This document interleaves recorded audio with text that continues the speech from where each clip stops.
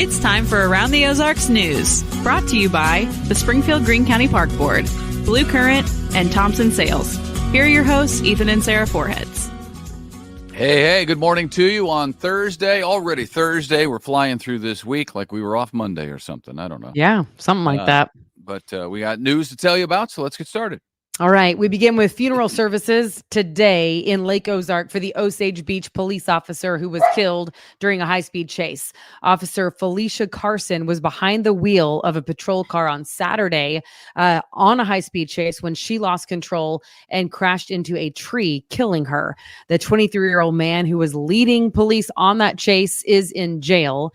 Officer Carson was the mother of 6 kids, also a wife. A candlelight vigil was held for her Tuesday. People in Lake Ozark today are encouraged to line the streets to honor her when that funeral procession comes by. The funeral starts at 11 o'clock this morning. Man, so sad and so unnecessary. You think about her husband and those 6 kids, and their mom was a hero, but that they'll appreciate that later on. Right now, it's tough. Yeah, can't imagine. Terrible. Shaquille O'Neal, NBA Hall of Famer, is preaching gun safety. He is partnering with the Springfield Police Department as well as many departments all across the country for this, urging gun owners to keep weapons safely secured at home. It's a campaign called Right to Carry, Duty to Secure. Part of the problem with gun violence is that guns are often stolen from gun owners and then used in crimes. In fact, about 200,000 guns are stolen yearly in the United States. Missouri State University Care Clinic is now accepting patients who use Medicaid. The clinic is a partnership between MSU and Mercy. Until now, it didn't accept Medicaid. Now it does. Collaboration between the two entities started back in 2015 to provide free health care to uninsured and underserved patients. The clinic is located in the O'Reilly Clinical Health Sciences Center right there on campus. All right.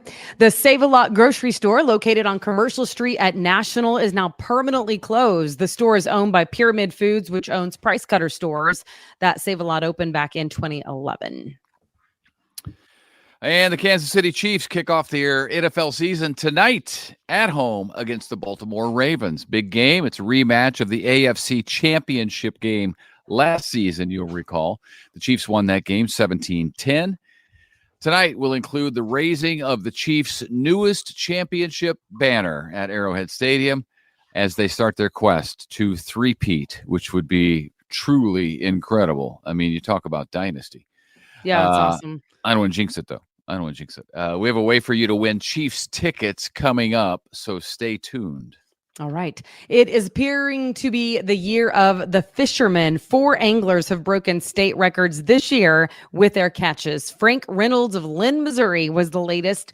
He caught a 74-pound, 2-ounce grass carp and set a record in the process. Pretty cool. He was bow fishing in a private pond about 3 weeks ago when he snagged it. Frank says he's been trying to catch a big one for several years now because he knew that private pond was stocked back in 2002. And so it's been a minute, but he finally got it. It's exciting. 22 years that fish has been eaten in that pond. That's amazing. That's amazing. No doubt you've seen the video of the Australian breakdancer during the Olympics. Yes? Surely you have. She's known as Ray Gun. She got a lot of attention for her rather unorthodox style. And when I say attention, I mean that she was made fun of all across the internet, on TV shows, at the water cooler, perhaps yours, pretty much everywhere. It was across the board during the Olympics. She got 0 points during her routine, which is actually hard to do.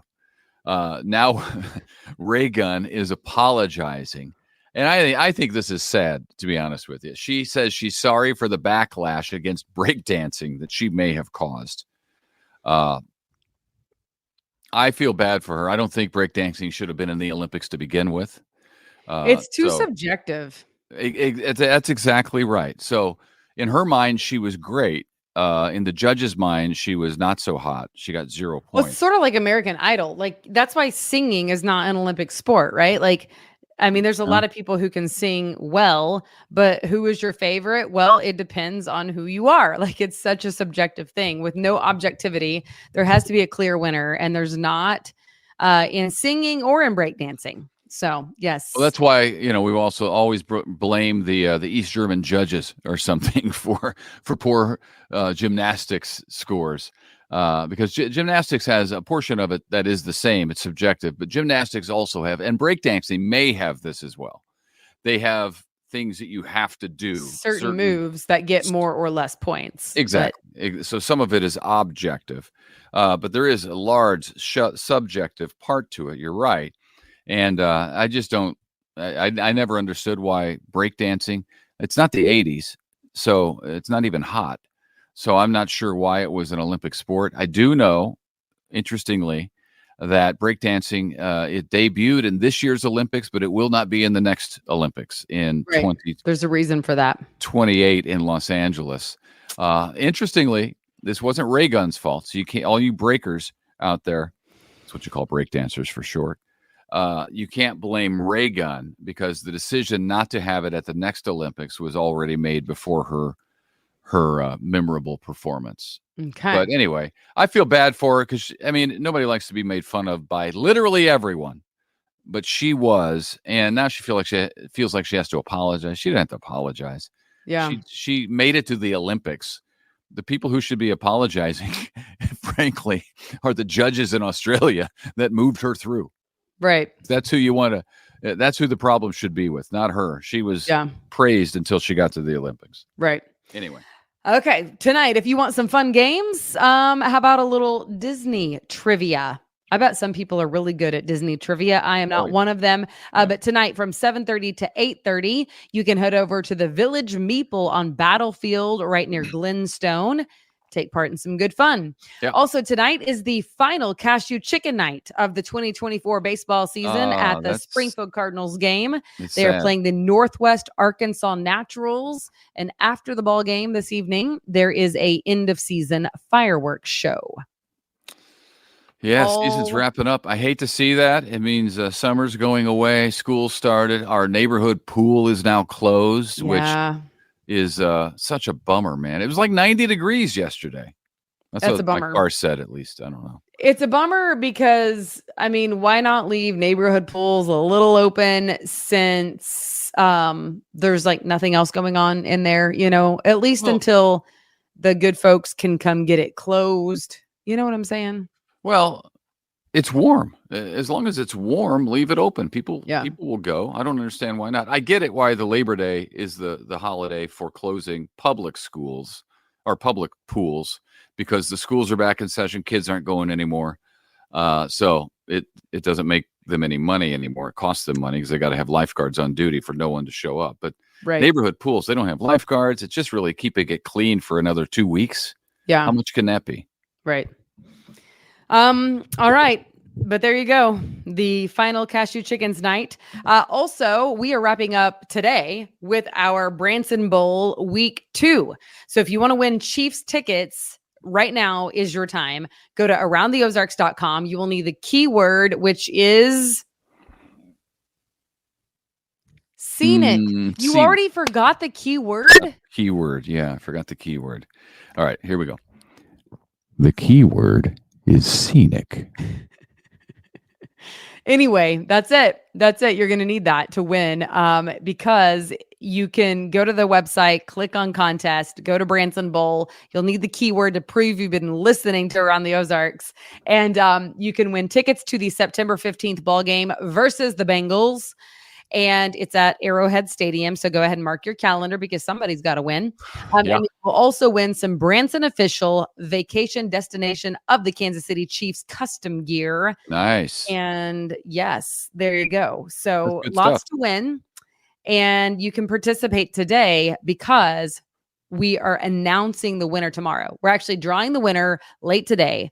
We're announcing the winner tomorrow morning. So depending on when you're watching this, we're doing it live at 5.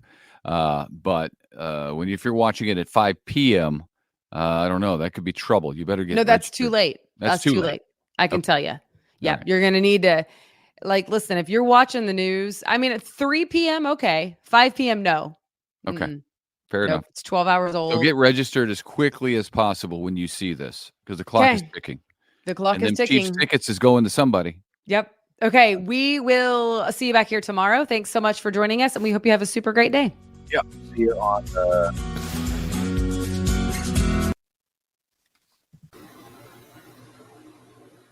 It's time for Around the Ozarks Wake Up Weather, sponsored by Rescue Towing and Command Family Medicine. Here's your host, meteorologist Abby Dyer. Good morning, friends. Happy Thursday. It is September 5th, and we are waking up with a bit of patchy fog that's going to be likely in the Ozarks this morning. So heads up to you. If you're heading out right now, maybe plan a couple of extra minutes. If you run into one of those areas of low visibility, remember to use the low beams. That's going to serve you well in those foggy conditions. I expect, though, that this is not going to hang around too much. We have nice cool temperatures this morning, numbers in the lower 60s, and we are going to be warming up today to the mid 80s. So as soon as we start to warm up, some of that fog is going to burn off. The low visibility won't be an issue for long. What we will have today is at least an isolated chance for some showers. I really think most of the day will be dry, but we'll have a good deal of cloud cover around from time to time, still experiencing some peaks of sunshine out there, and a cold front that's going to pass through the region as we head into tonight into early Friday. We do have this small chance for rain, talking small. 10 to 20% chance for some showers, a couple rumbles of thunder. No severe weather expected with this, but we might see some showers and thunderstorms this evening into Friday as this frontal boundary makes its way through the Ozarks. Most areas will remain dry, so it's likely that you stay rain-free through this time period and all the way through the weekend. Going to start feeling pretty dry around here by the time we get to the weekend, especially. I have dry and below average temperatures setting up for the weekend.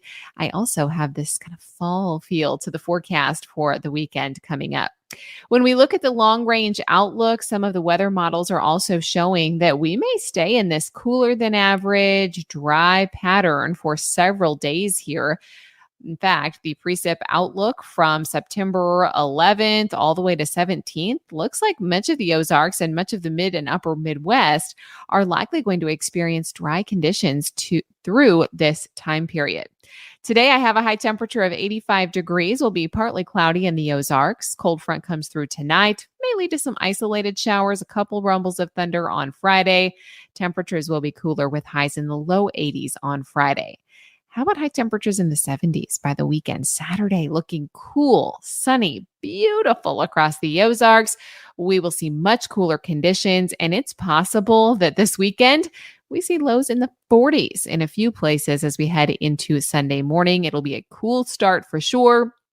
Anyone going to be doing any camping or anything this weekend, expect chilly conditions Saturday night into early Sunday morning. Around the country, what's making headlines? We're talking a cool down here in the Ozarks for the weekend. Meanwhile, on the West Coast, it's excessive heat that's taken over for the Western United States. We also have heavy to excessive rainfall that's been making headlines down along the Gulf Coast. That continues today with heavy torrential rain. Also, the National Hurricane Center is tracking now 4 areas, potential areas, I should say, of development in the Atlantic. So we are keeping our eye on the tropics. There is some activity out there, but nothing that's too out of hand at this point. So they're watching it. I'll let you know if any of that changes as we head closer to the end of the work week and get into the weekend. All right, it's time for the Around the Ozarks Wake Up Weather Brain Twister Trivia question for the day. The question that I left you with yesterday: where were fortune cookies invented? Do you think it is A, in China, B, Japan, C, the United States, or D, France? Well, we are very accustomed to getting these with our Chinese food here in the United States, but where did they originate? Japan. B. Isn't that funny? Yeah, I've never had a fortune cookie at a Japanese restaurant, but they actually originated in Japan. They spread to the United States the turn of the 20th century. In the late 19th century, Japanese bakeries began making these wafer-like crackers that were similar in appearance and flavor to what we now call fortune cookies.